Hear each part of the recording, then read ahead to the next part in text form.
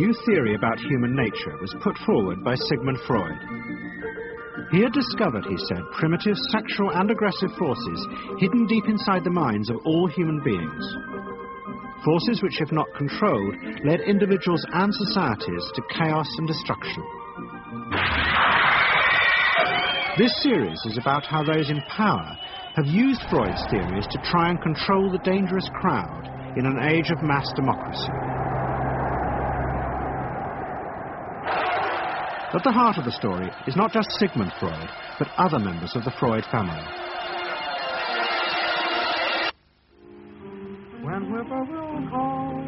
This episode is about Freud's American nephew, Edward Bernays. Bernays is almost completely unknown today, but his influence on the 20th century was nearly as great as his uncle's. Because Bernays was the first person to take Freud's ideas about human beings and use them to manipulate the masses.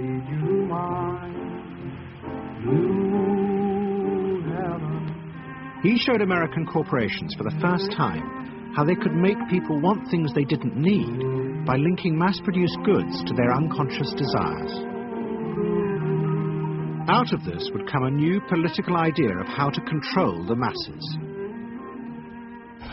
By satisfying people's inner selfish desires, one made them happy and thus docile. It was the start of the all-consuming self, which has come to dominate our world today.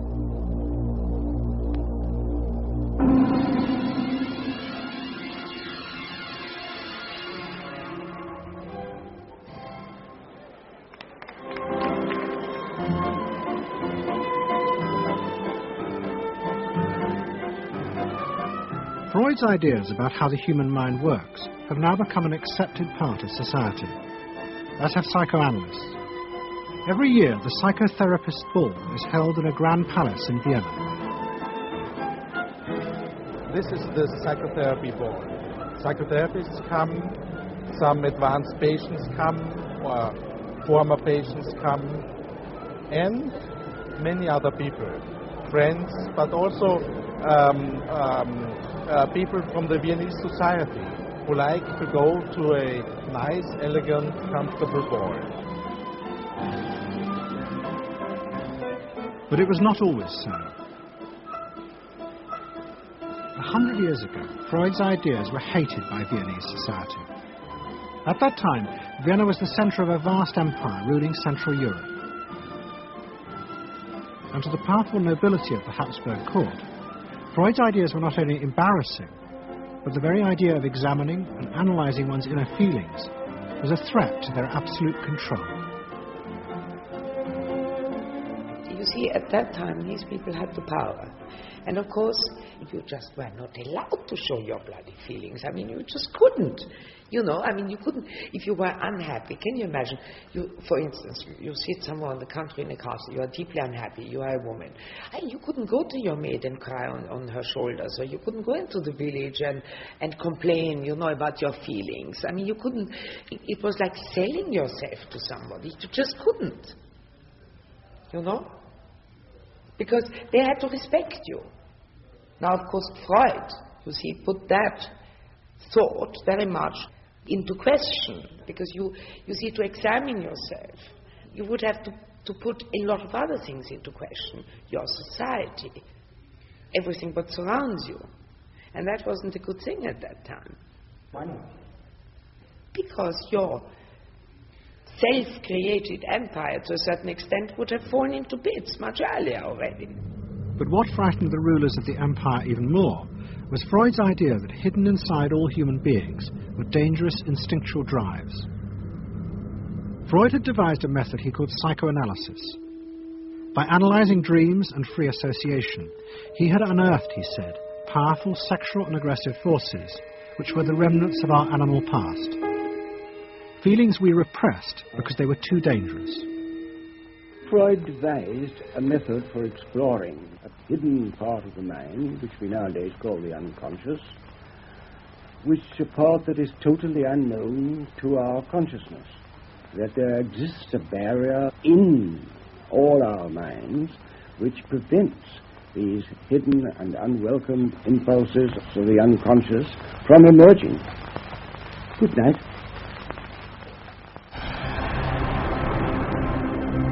In 1914, the Austro-Hungarian Empire led Europe into war. As the horror mounted, Freud saw it as terrible evidence of the truth of his findings. The saddest thing, he wrote, is that this is exactly the way we should have expected people to behave, from our knowledge of psychoanalysis. Governments had unleashed the primitive forces in human beings, and no one seemed to know how to stop them.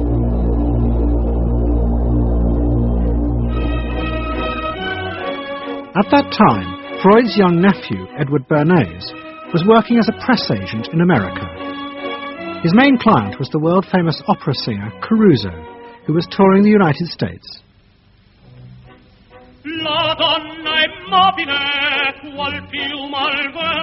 Bernays' parents had emigrated to America 20 years before, but he kept in touch with his uncle and joined him for holidays in the Alps. But Bernays was now about to return to Europe for a very different reason.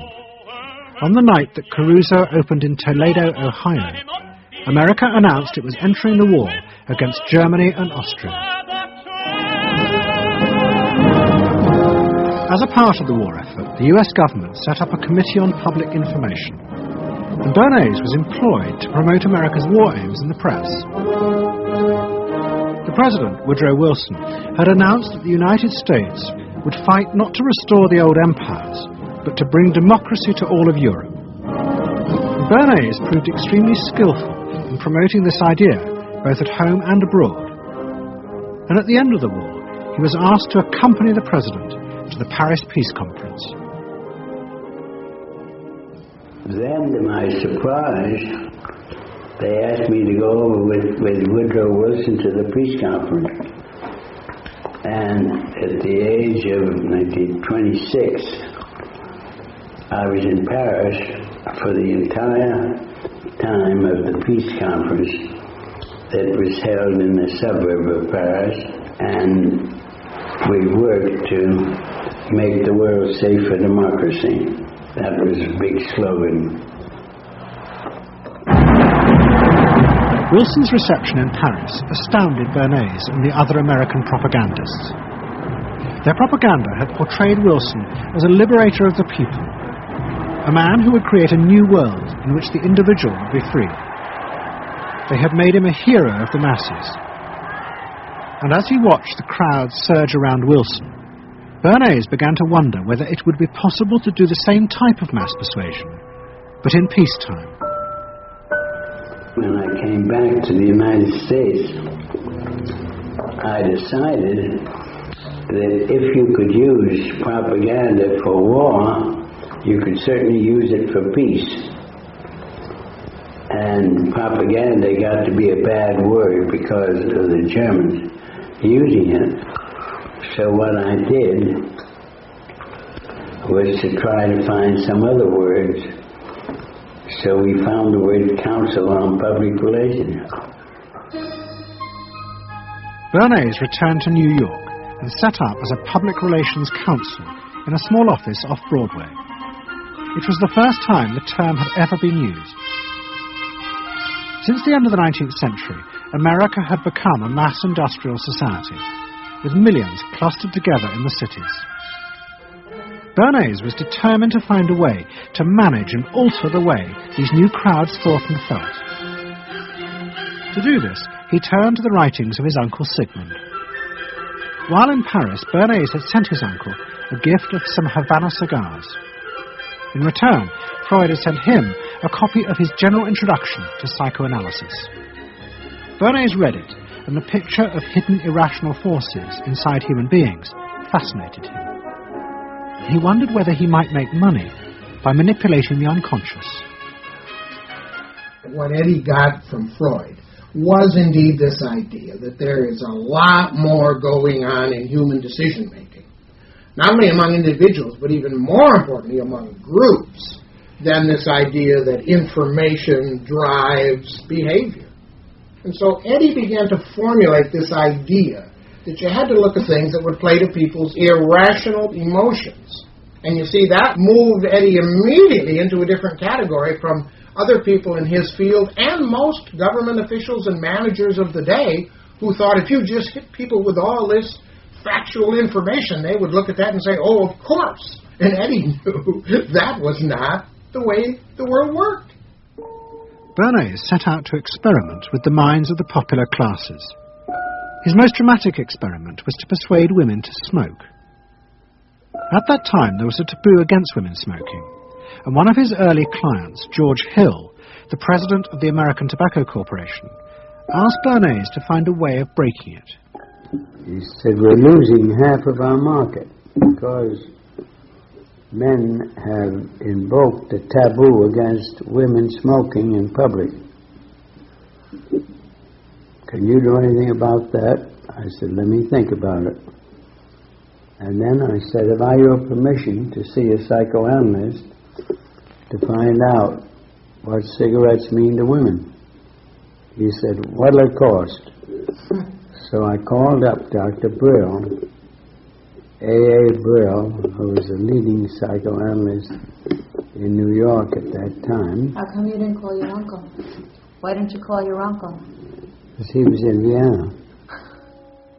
A.A. Brill was one of the first psychoanalysts in America, and for a large fee he told Bernays that cigarettes were a symbol of the penis and of male sexual power. He told Bernays that if he could find a way to connect cigarettes with the idea of challenging male power, then women would smoke, because then they would have their own penises. Every year, New York held an Easter Day parade to which thousands came, and Bernays decided to stage an event there. He persuaded a group of rich debutantes to hide cigarettes under their clothes. Then they should join the parade, and at a given signal from him, they were to light up the cigarettes dramatically. Bernays then informed the press that he had heard that a group of suffragettes were preparing to protest by lighting up what they called torches of freedom. He knew this would be an outcry, and he knew that all of the photographers would be there to capture this moment. And so he was ready with a phrase which was torches of freedom. And so here you have a symbol, women, young women, debutantes, smoking a cigarette in public with a phrase that means anybody who believes in this kind of equality pretty much has to support them in the ensuing debate about this, because torches of freedom. I mean, what's on all American coins? It's liberty. She's holding up the torch. You see? And so all of this is there together. There's emotion. There's memory. There's a rational phrase, even though it's using a lot of emotional elements. It's a phrase that works in a rational sense. All of this is together. And so the next day, this was not just in all of the New York papers, it was across the United States and around the world. And from that point forward, the sale of cigarettes to women began to rise. He had made them socially acceptable with a single symbolic act. What Bernays had created was the idea that if a woman smoked, it made her more powerful and independent, an idea that still persists today. Embrace me, my sweet embrace. It made him realize that it was possible to persuade people to behave irrationally if you link products to their emotional desires and feelings. The idea that smoking actually made women freer was completely irrational, but it made them feel more independent. It meant that irrelevant objects could become powerful emotional symbols of how you wanted to be seen by others. Eddie Bernays saw the way to sell product was not to sell it to your intellect, that you ought to buy an automobile, but that you will feel better about it if you have this automobile. I think he originated that idea, that they weren't just purchasing something, but they were engaging themselves emotionally or personally in the product or service. That it's not, you think you need a new piece of clothing, but you'll feel better with the piece of clothing. That was his contribution in a very real sense. We see it all over the place today, but I think he originated the idea of the emotional connect to a product or service. What Bernays was doing fascinated America's corporations. They had come out of the war rich and powerful, but they had a growing worry. The system of mass production had flourished during the war, and now millions of goods were pouring off production lines.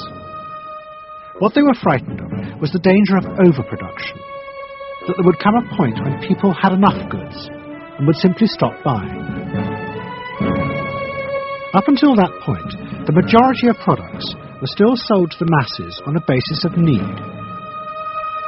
While the rich had long been used to luxury goods, for the millions of working-class Americans, most products were still advertised as necessities. Goods like shoes, stockings, even cars were promoted in functional terms for their durability. The aim of the advertisements was simply to show people the product's practical virtues, nothing more.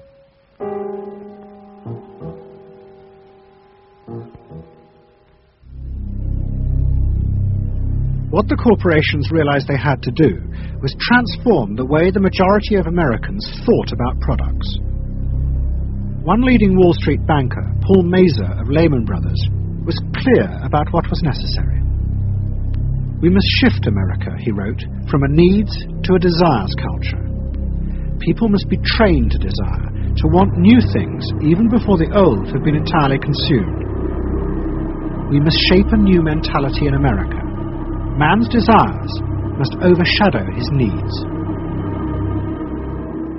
Prior to that time, there was no American consumer. There was the American worker, and there was the American owner, and they manufactured and they saved and they ate what they had to, and the people shopped for what they needed. And while the very rich may have bought things they didn't need, most people did not.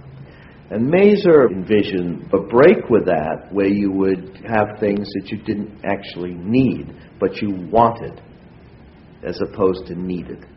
And the man who would be at the center of changing that mentality for the corporations was Edward Bernays.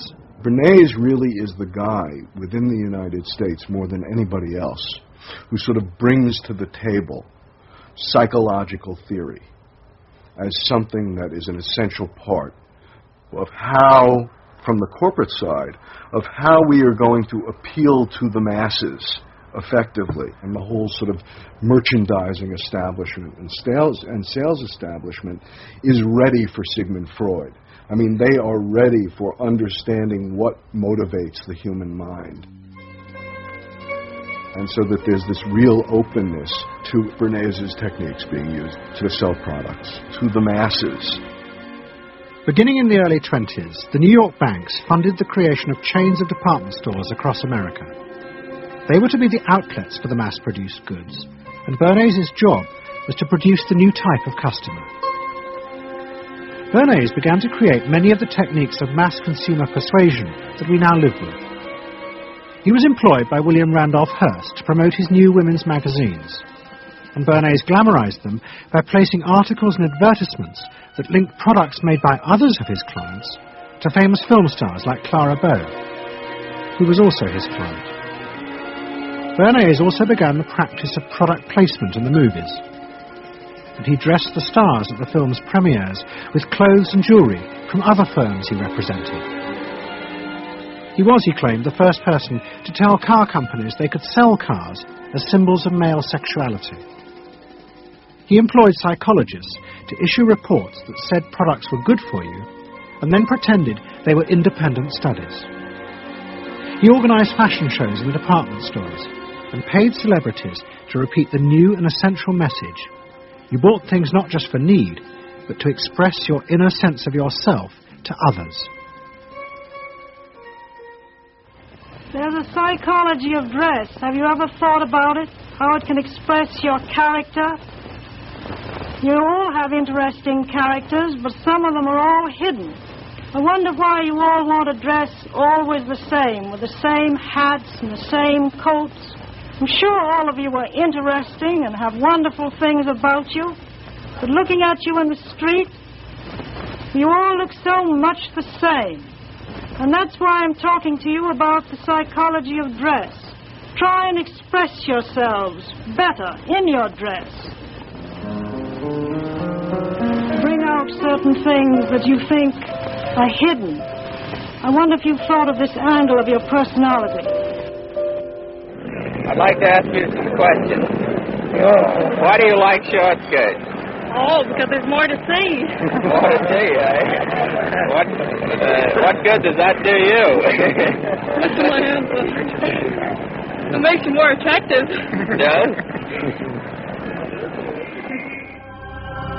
In 1927, an American journalist wrote, "A change has come over our democracy.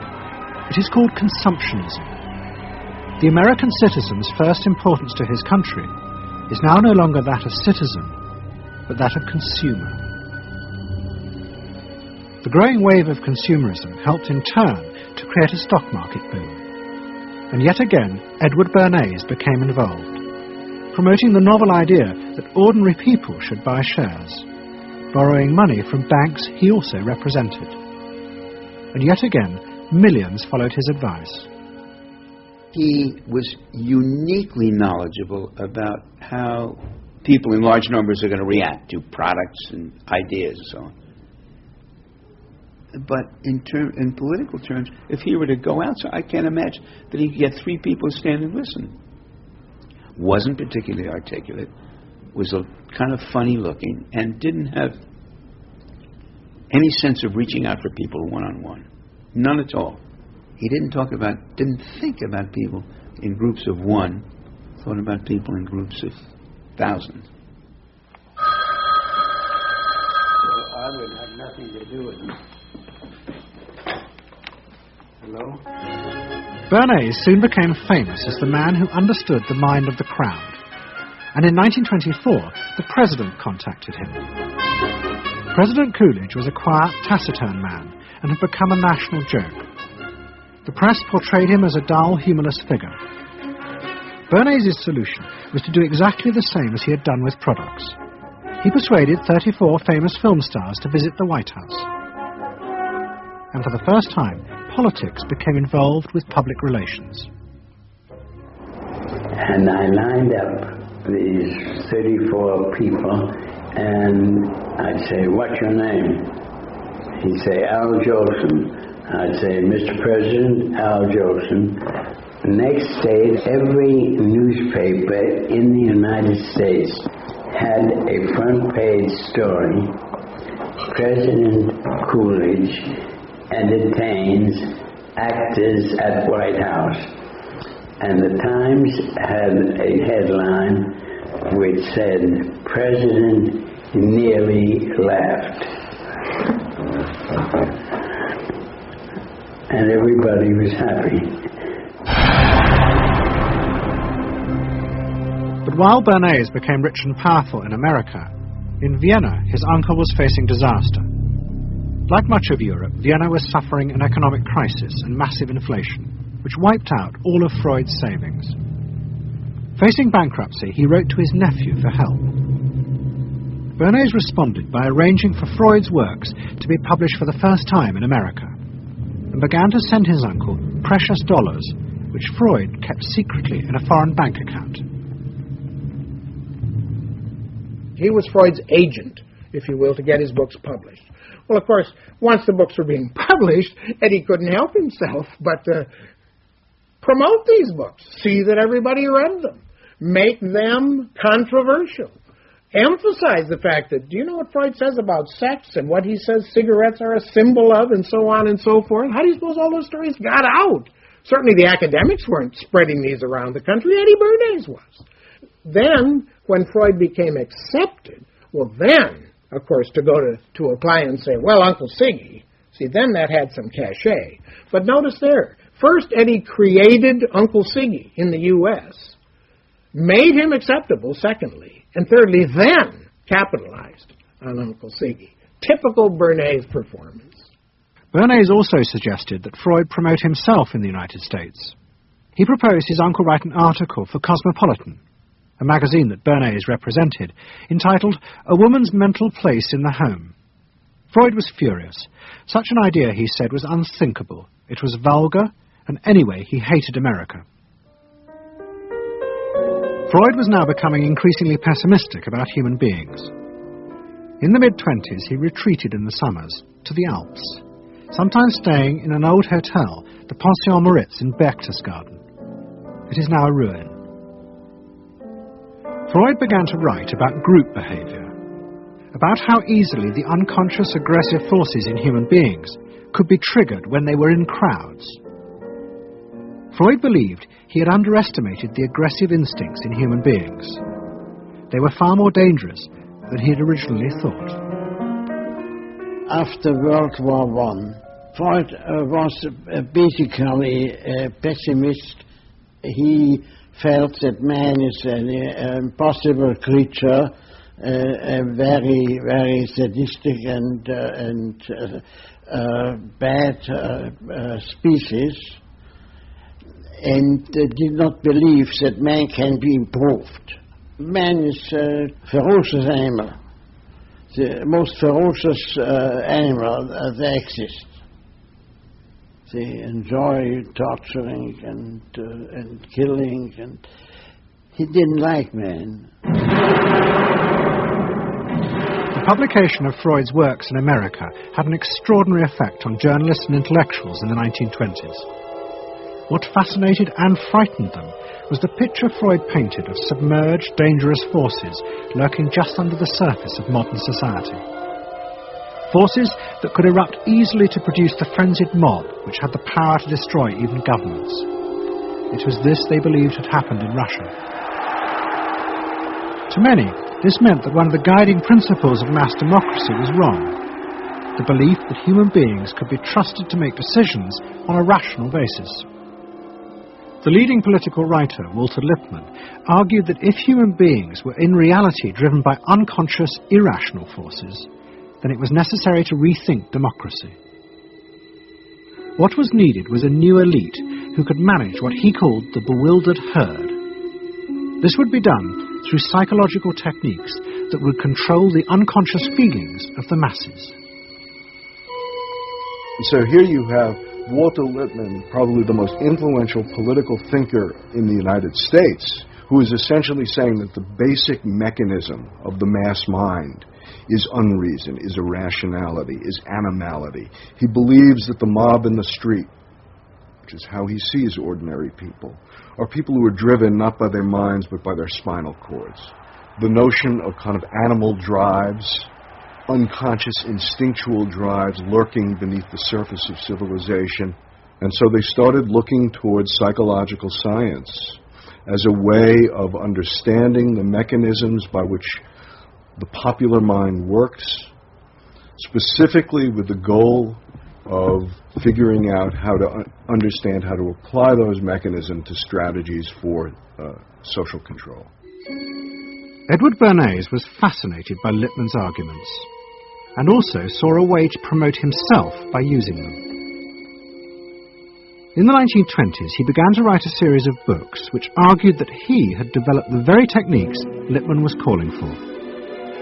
By stimulating people's inner desires and then sating them with consumer products, he was creating a new way to manage the irrational force of the masses. He called it the engineering of consent. Democracy, to my father, was a wonderful concept, but I don't think he felt that all those publics out there had reliable judgment, and that they very easily might vote for the wrong man or want the wrong thing, so that they had to be guided from above. It's enlightened despotism in a sense.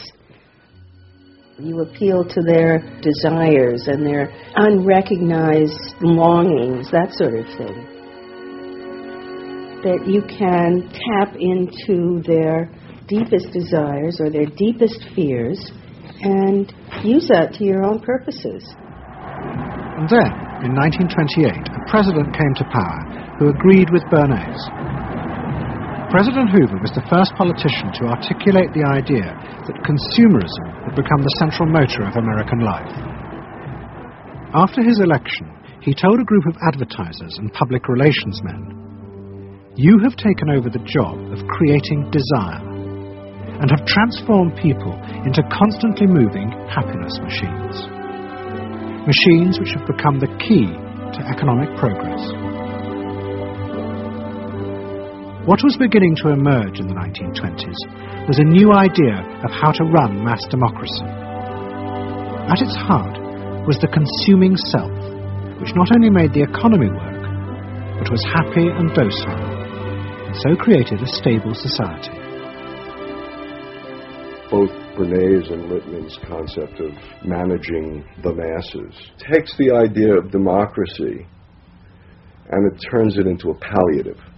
It turns it into giving people some kind of feel-good medication that will respond to an immediate pain or immediate yearning, but will not alter the objective circumstances one iota.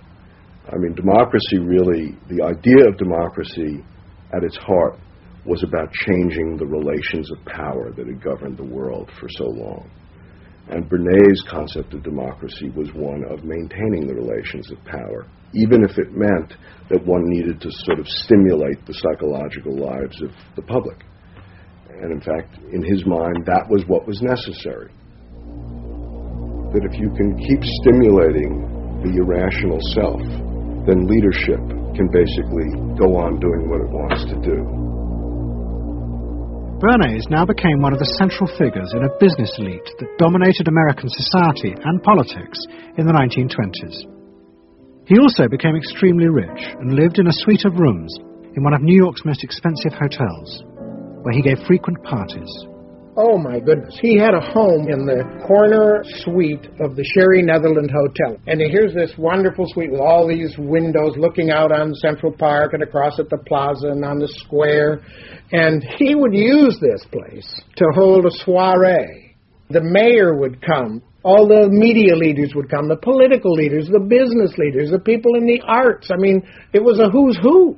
People wanted to know Eddie Bernays because, you know, he himself became a sort of a famous man, a sort of a magician who could make these things happen. He knows everybody. He knows the mayor and he knows the senator and he calls politicians on the telephone as if he did get literally a high or a bang out of doing what he did. And that's fine, but it can be a little hard on the people around you, especially when you make other people feel stupid. People who worked for him were stupid, and children were stupid, and if people did things in a way that he wouldn't have done them, they were stupid. It was a word that he used over and over and over, dope and stupid. And the masses? They were stupid.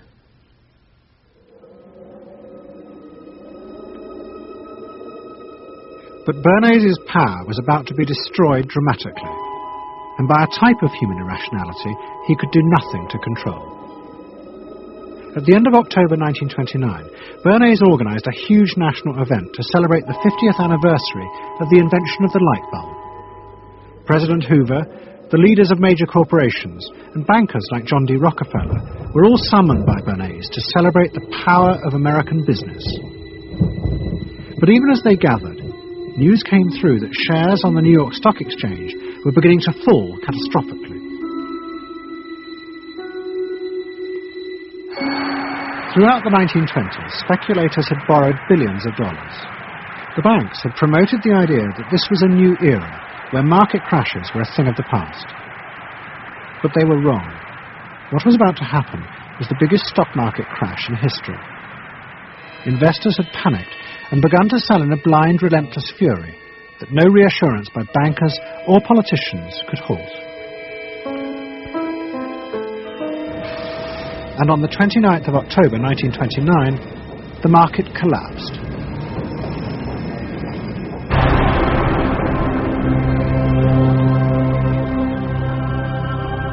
The effect of the crash on the American economy was disastrous. Faced with recession and unemployment, millions of American workers stopped buying goods they didn't need. The consumer boom that Bernays had done so much to engineer disappeared, and he and the profession of public relations fell from favour. Bernays' brief moment of power seemed to be over.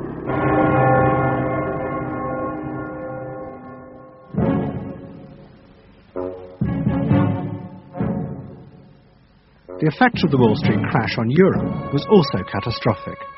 It intensified the growing economic and political crisis in the new democracies. In both Germany and Austria, there were violent street battles between the armed wings of different political parties. Against this backdrop, Freud, who was suffering from cancer of the jaw, retreated yet again to the Alps. He wrote a book called Civilization and Its Discontents. It was a powerful attack on the idea that civilization was an expression of human progress. Instead, Freud argued, civilization had actually been constructed to control the dangerous animal forces inside human beings. What was implicit in Freud's argument was that the ideal of individual freedom, which was at the heart of democracy, was impossible. Human beings could never be allowed to truly express themselves because it was too dangerous. They must always be controlled and would thus always be discontent.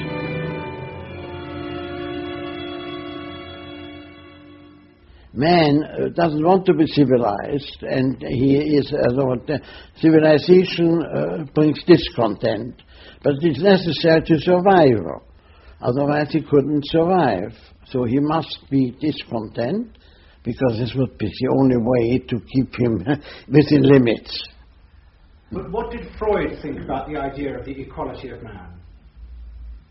He didn't believe in it. We had 32 parties, and Hitler said, before those parties don't vanish, there is no Germany. That's true. You can't have 32 parties. And so they felt, this one person will put an end to this comedy. Freud was not alone in his pessimism. Politicians like Adolf Hitler emerged from a growing despair in the 1920s about democracy. The Nazis were convinced that democracy was dangerous because it unleashed a selfish individualism, but didn't have the means to control it. Hitler's party, the National Socialists, stood in elections, promising in their propaganda that they would abandon democracy because of the chaos and unemployment it led to. Die Parteien versprachen den Himmel auf Erden.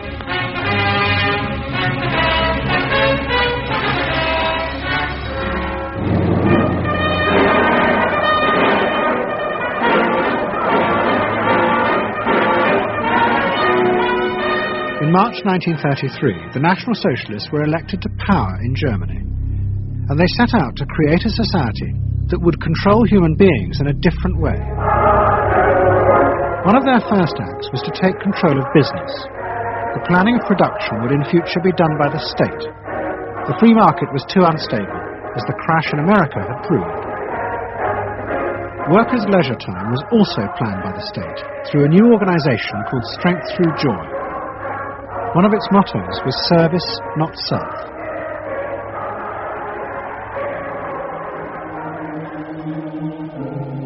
But the Nazis did not see this as a return to an old form of autocratic control. It was a new alternative to democracy, in which the feelings and the desires of the masses would still be central, but they would be channeled in such a way as to bind the nation together. The chief exponent of this was Joseph Goebbels, the Minister of Propaganda. Es mag gut sein, Macht zu besitzen, die auf Gewehren ruht. Besser aber und beglückender ist es, das Herz eines Volkes zu gewinnen und es auch zu behalten. Goebbels organized huge rallies, whose function, he said, was to forge the mind of the nation into a unity of thinking, feeling, and desire. One of his inspirations, he told an American journalist, was the writings of Freud's nephew, Edward Bernays. In his work on crowd psychology, Freud had described how the frightening irrationality inside human beings could emerge in such groups.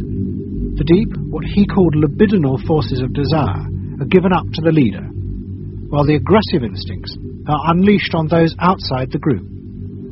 Freud wrote this as a warning, but the Nazis were deliberately encouraging these forces because they believed they could master and control them. Well,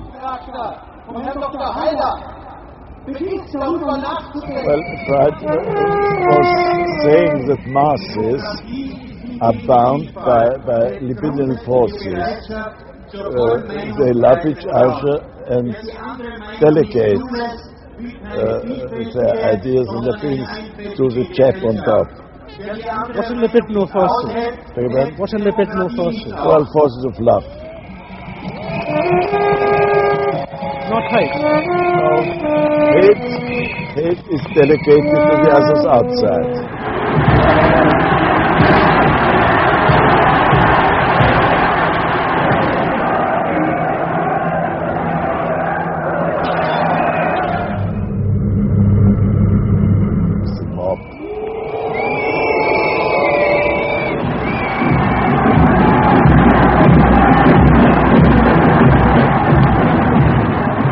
I could see from afar, looking up Wilhelmstraße towards unter den Linden, how those 100,000 of people, when they passed Hitler, they just became completely delirious.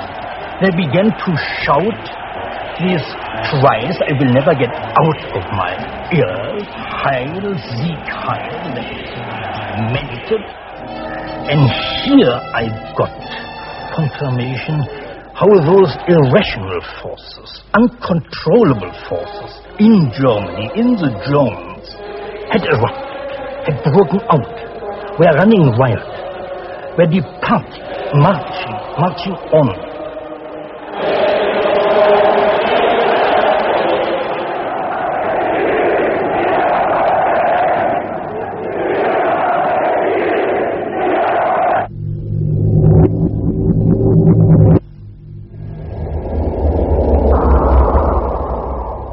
And in America too, democracy was under threat from the force of the angry mob.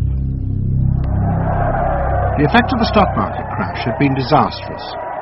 There was growing violence as an angry population took out their frustration on the corporations who were seen to have caused this disaster. Then, in 1932, a new president was elected who was also going to use the power of the state to control the free market. But his aim was not to destroy democracy, but to strengthen it. And to do this, he was going to develop a new way of dealing with the masses. I am prepared, under my constitutional duty, to recommend the measures that a stricken nation in the midst of a stricken world may require. But, in the event that the national emergency is still critical, I shall not evade the clear course of duty that will then confront me.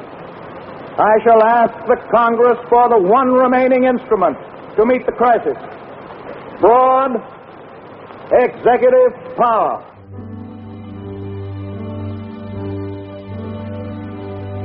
It was the start of what would become known as the New Deal. Roosevelt assembled a group of young technocrats and planners in Washington. He told them that their job was to plan and run giant new industrial projects for the good of the nation. Roosevelt was convinced that the stock market crash had shown that laissez-faire capitalism could no longer run modern industrial economies. It had become the job of government. Big business was horrified, but the New Deal attracted the admiration of the Nazis, especially Joseph Goebbels. Wir betrachten die wirtschaftliche Entwicklung in Amerika mit dem allergrößten positiven Interesse. Und wir sind dort der festen Überzeugung, dass Präsident Roosevelt und seine Berater auf dem richtigen Wege sind. Es handelt sich in der Tat um das größte wirtschaftliche und soziale Problem aller Zeiten. Die vielen Millionen Arbeitslosen, die ihre Plätze an den Maschinen und in den Kontoren verloren haben, wieder an ihre alten Arbeitsstellen zurückzuführen. Das kann nicht allein der privaten Initiative überlassen werden. Ausschlaggebend ist, dass die öffentliche Hand mit positiven Maßnahmen eingreift. But although Roosevelt, like the Nazis, was trying to organize society in a different way, unlike the Nazis, he believed that human beings were rational and could be trusted to take an active part in government.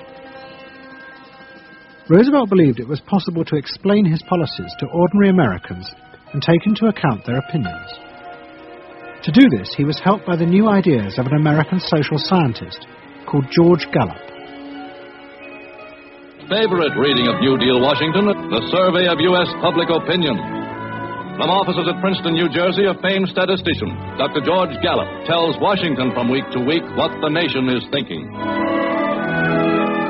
And in New York, Fortune magazine's analyst, Elmo Roper, compiles for publication a continuous record of the nation's approval or disapproval of how the country is being run. Gallup and Roper rejected Bernays' view that human beings were at the mercy of unconscious forces and so needed to be controlled. Their system of opinion polling was based on the idea that people could be trusted to know what they wanted. They argued that one could measure and predict the opinions and behaviour of the public if one asked strictly factual questions and avoided manipulating their emotions. Well, how about this one? Do you think Franklin D. Roosevelt's New Deal has been bad for the nation in general? No, that question's loaded. It automatically suggests an answer. Well, how about this? Is your present feeling toward President Roosevelt one of general approval or general disapproval? That's better. Prior to scientific polling, the view of many people was that you couldn't trust public opinion. It was irrational, that it was ill-informed, chaotic, unruly, and so forth. And so that opinion should be dismissed. But with scientific polling, I think it established very clearly that people are rational, that they do make good decisions, and this offers democracy a chance to be truly informed by the public, giving everybody a voice in the way the country is run. I know my father wouldn't necessarily say the voice of the public is the voice of God, but he did feel very much that the voice of the people is a rational voice and should be heard. What Roosevelt was doing was forging a new connection between the masses and politicians. No longer were they irrational consumers who were managed by sating their desires. Instead, they were sensible citizens who could take part in the governing of the country.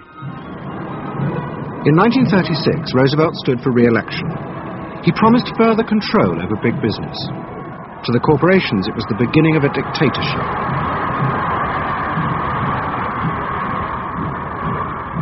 Roosevelt interferes with private enterprise, and is running the country into debt for generations to come. The way to get recovery is to let business alone. But Roosevelt was triumphantly re-elected. It looks, my friends, like a real landslide this time. So please let me thank you again and tell you that I hope to see you all very soon and bid you an affectionate good night. Faced with this, business now decided to fight back, to regain power in America. At the heart of the battle would be Edward Bernays and the profession he had invented, public relations.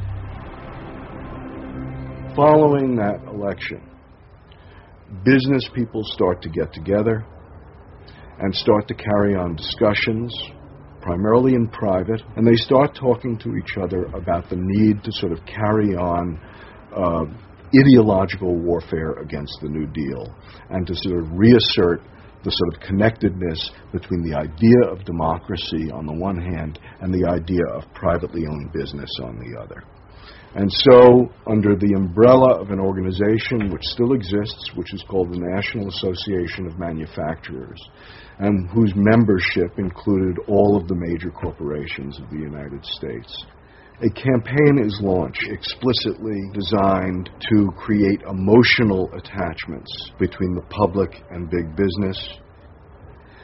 It's Bernays' techniques being used on a grand scale. I mean, totally.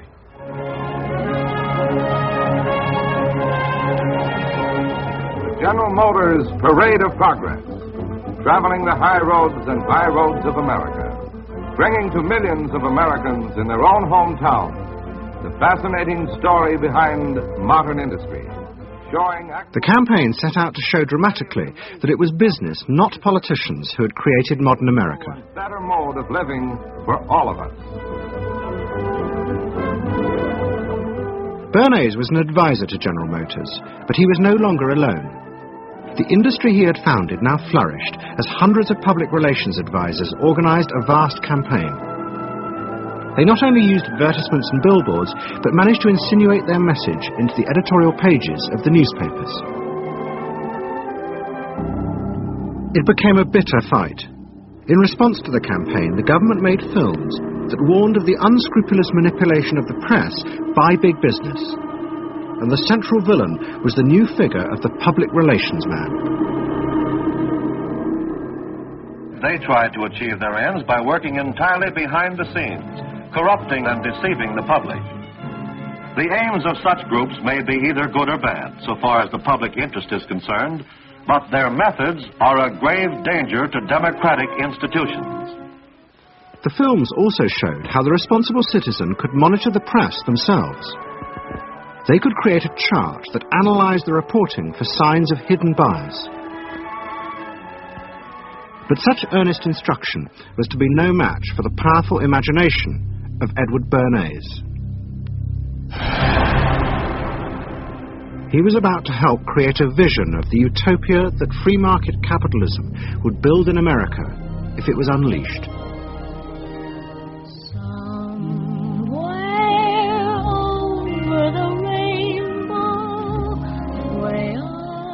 In 1939, New York hosted the World's Fair. Edward Bernays was a central advisor. He insisted that the theme be the link between democracy and American business.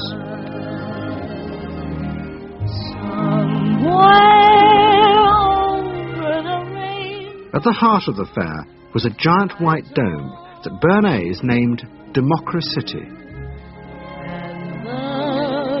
And the central exhibit was a vast working model of America's future, constructed by the General Motors Corporation. To my father, the World's Fair was an opportunity to keep the status quo, that is, capitalism, in a democracy. Democracy and capitalism, that marriage, right, linking, just like that. He did that by manipulating people and getting them to think that you couldn't have real democracy in anything but a capitalist society, which was capable of doing anything, of creating these wonderful highways, of making, moving pictures inside everybody's house, of telephones that didn't need cords, of sleek roadsters. I mean, it was consumerist, but at the same time, you inferred that in a funny way, democracy and capitalism went together. The World's Fair was an extraordinary success and captured America's imagination. The vision it portrayed was of a new form of democracy, in which business responded to people's innermost desires in a way politicians could never do. But it was a form of democracy that depended on treating people not as active citizens as Roosevelt did, but as passive consumers. Because this, Bernays believed, was the key to control in a mass democracy. It's not that the people are in charge, but that the people's desires are in charge. The people are not in charge. The people exercise no decision-making power within this environment. So democracy is reduced from something which assumes an active citizenry to the idea of the public as passive consumers. Driven primarily by instinctual or unconscious desires, and that if you can in fact trigger those needs and desires, you can get what you want from them. But this struggle between the two views of human beings as to whether they were rational or irrational was about to be dramatically affected by events in Europe. Events that would also change the fortunes of the Freud family. In March 1938, the Nazis annexed Austria. It was called the Anschluss. Hitler arrived in Vienna to an extraordinary outpouring of mass adulation. But even as he drove through the city, behind the scenes, the Nazis were systematically whipping up and unleashing the hatred of the crowd against the enemies of the new Greater Germany. The Anschluss was a kind of explosion of terrible hatred against the enemies, so-called enemies, or whatever they considered enemies, against the Jews totally, and also against a lot of very decent Austrians who had opposed the Nazis in Austria. They said it's legitimate now, you can do what you want, so they did it. Stealing, robbing and killing, I can't say it otherwise. And human depravity, of course, is always very near to normal behavior. It can change very quickly.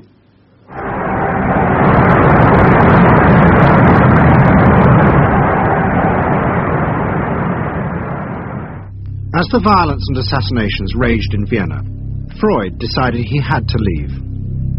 His aim was to go to Britain, but he knew that Britain, like many countries, was refusing entry to most Jewish refugees.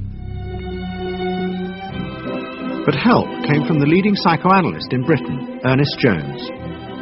He was in the same ice skating club as the Home Secretary, Sir Samuel Hoare, and Jones persuaded Hoare to issue Freud a British work permit.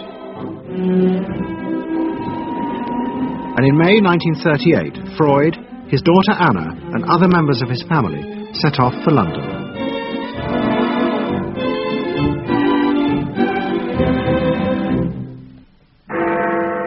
Freud arrived in London as Britain was preparing for war, and he settled with his daughter Anna in a house in Hampstead. But Freud's cancer was now far advanced, and in September 1939, just 3 weeks after the outbreak of war, he died.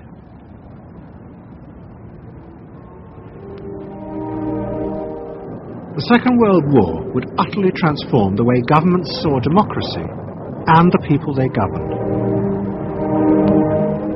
Next week's programme will show how the American government, as a result of the war, became convinced there were savage, dangerous forces hidden inside all human beings, forces that needed to be controlled. The terrible evidence from the death camps seemed to show what happened when these forces were unleashed. And politicians and planners in post-war America would come to believe that hidden under the surface of their own population were the same dangerous forces. And they would turn to the Freud family to help control this enemy within.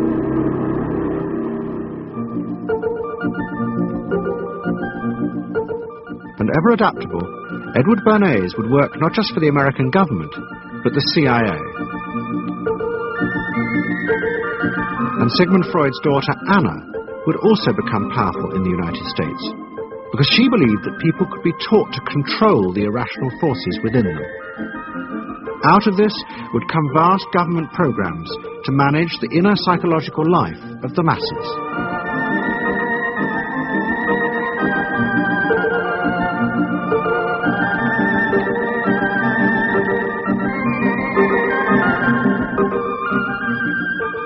The Century of the Self continues next Sunday night on BBC Two, same time, 8 o'clock. Tonight, the final part of SAS next.